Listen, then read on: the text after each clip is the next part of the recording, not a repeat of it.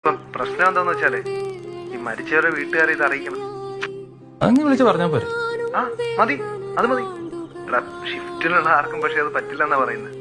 എന്താ പറ്റാത്ത? ഈ മനുഷ്യപ്പറ്റൊക്കെ ഉള്ളോണ്ട് നിനക്കാവുമ്പോ പിന്നെ ആ സീനില്ലല്ലോ. Relationship wife. Hello, Aarathi Abhiram അല്ലേ? അഭിരാം രാഘവന്റെ വൈഫ് അല്ലേ മാഡം? ഓക്കെ മാഡം, ഞാൻ ട്രാവൽസ് എന്നാണ് വിളിക്കുന്നത്. ഞങ്ങളുടെ ടീമിന്റെ കൂടെയാണ് മാഡത്തിന്റെ ഹസ്ബൻഡ് ഹരിദ്വാറിലേക്ക് പോയത്.